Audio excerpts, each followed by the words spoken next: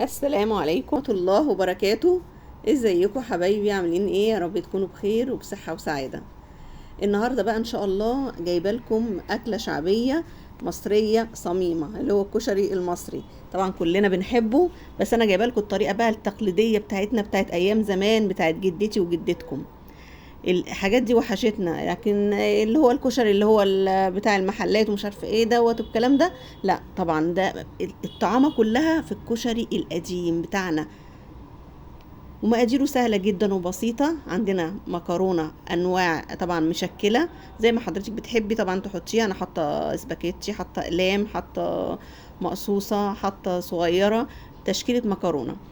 ومعايا ربع كيلو عدس بجبه. ومعايا خرطت كده بصلتين كبار عشان طبعا ايه اعمل ايه الكشري البصل اللي بيتحط على الوش منه. ومعايا التوابل بتاعتنا بقى، طبعا ملح وكزبرة كمون شطة، ومعنا خل. التوابل اللي هي بتظهر طعم ايه الكشري الجميل ده. وطبعا الزيت. وطبعا انا بحط كميه من الزيت وانا بشوح البصله كتيره، لاني بستخدم بعد كده الزيت دوت ان انا بحط بعمل منه الصلصه وبحط منه على المكرونه، بتديها طعم خرافه، هي اللي بتطعم المكرونه معايا. فانا دلوقتي هتلاقوني بحط كميه زيت كبيره شويه، عشان الزيت ده طبعا مش هخليه كله مع الرز والعدس، لا انا مجرد ما البصله بتحمر وبشيل البصله، باخد الزيت ده بحطه في طبق وبستخدمه في الصلصه وبحط منه على المكرونه. دلوقتي انا حطيت حله على النار عشان سليق المكرونه. الحله دي طبعا هي ميه وملح فقط، ما بحطش فيها زيت خالص.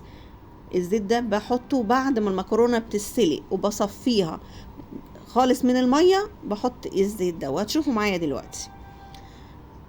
بنحمر البصله بقى لحد ما تبقى لونها كده وردي وحلو كده ومقرمشه، وبناخد جزء كبير منها نحطه في طبق، والجزء ومتبقي جزء بسيط في الحله بنزود عليه الميه وبنحط العدس يستلق فيها.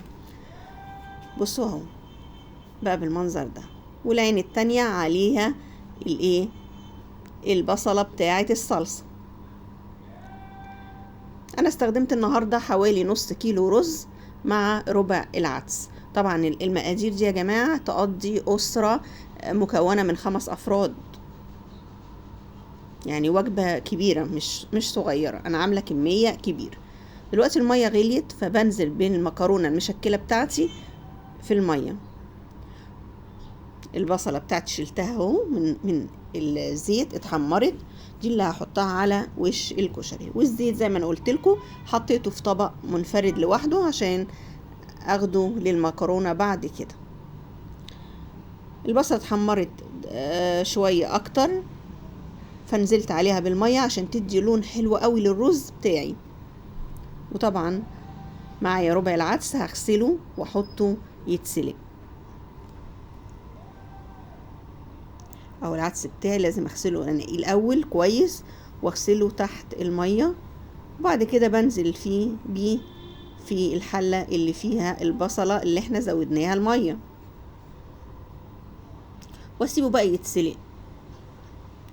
وعايزه اقول لكم لحظه، انا ما بسيبش العدس يتسلق قوي، بخلي فيه كده ايه مدغه شويه كده عشان ياخد تسويته ويكملها مع الرز.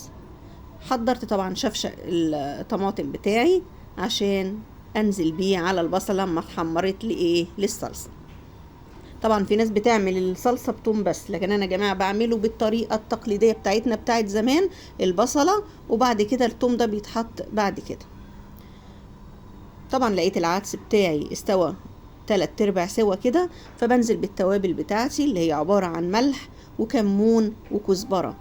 الكزبره دي يا جماعه بتدي طعم حلو قوي للكشري بتاعي، تخلي ريحته كده ايه مفحفحه كده وحلوه.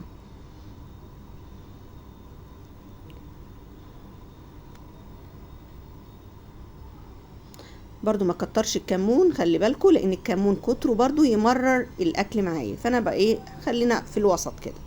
غسلت الرز بتاعي وهنزل بيه على العدس اللي هو 3/4 سوا. خلي بالكم انا ما بسويش العدس للنهايه، وبخلي الميه مقدارها فوق الرز بحوالي عقلة صباع كده، عشان يطلع معايا مفلفل مش معجن. بس وبغطي الحلة وبسيبها على نار عالية لحد ما تبدأ تتشرب. بعد كده بهدي عليها. دلوقتي انا سلقت المكرونة وصفيتها كويس جدا من المية ورجعتها في الحلة بتاعتها تاني. ليه بقى؟ عشان احطها على النار واحط عليها الزيت اللي انا خدته من تحمير البصلة. ده بقى ما اقولكوش بيدي طعم خرافة.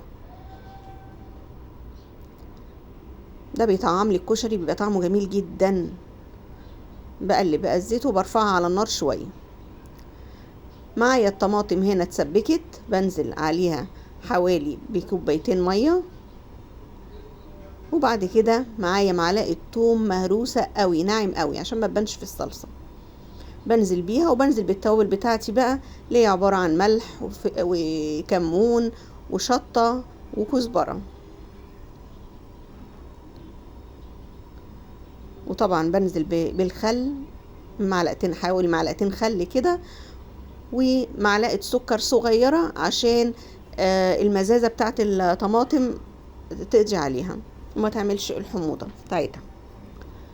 انا نزلت دلوقتي بالكمون بتاعي والكزبرة اهي، دول اساسيين يا جماعة معايا في الكشري، سواء في الصلصة او في تسوية العدس.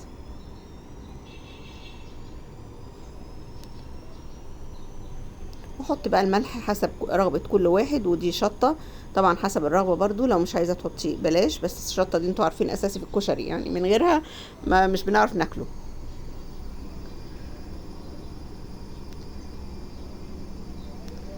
هنزل بقى بالملح بتاعي واظبط كده ملحها، واجيب الخل بتاعي المعلقتين اللي قلت لكم عليها، ودي معلقة السكر الصغيرة بحطها في الصلصة. وما تخافوش، مش هتخليه طعمها مسكر ولا حاجة، بالعكس هتديكوا طعم كده حلو متوسط كده، مفيش مزازة بتاعت الصلصة اللي هي اللي بتضايقنا دي، لا مش هتبقى موجودة. ودول معلقتين الخل حطيتهم، واسيبها بقى مع نفسها تغلي بقى، وايه، وتو ما تغلي اوطي عليها واسيبها بقى. شوفوا بقى الكشري كده شكله بقى تحفة. بصوا مفلفل ازاي يا جماعة، لان انا ما سويتش العدس قوي، كمان حطيت مية يا دوبك تعلى الرز بعقلة صباع واحدة، فطلع بالمنظر المفلفل ده. ودي المكرونة طبعا بعد ما حطيت لها الزيت وحطيتها على النار حوالي دقيقتين بس. غرفت بقى الطبق بتاعي بقى، حطيت العدس الاول وعليه المكرونة، ونديها بقى الايه كبشة الصلصة بتاعتنا. يا سلام، الله، ولا اروع من كده. وكمان عملت شطة كده في طبق، يعني حطيت شطة وعليها شوية صلصة، وهي هحط على الوش طبعا عشان اشطشطه كده ويبقى طعمه تحفة وجميل. بحط الشطة دلوقتي وطبعا البصل حسب الرغبة بتاعتنا، في ناس بتحبه وفي ناس لأ. بنحط شوية كده على الوش، وبألف هنا وشفا. يا ريت الوصفة النهاردة تكون عجبتكم، ولو عجبتكم ما تنسوش اللايك والاشتراك في القناة، ونقول لكم سلام عليكم.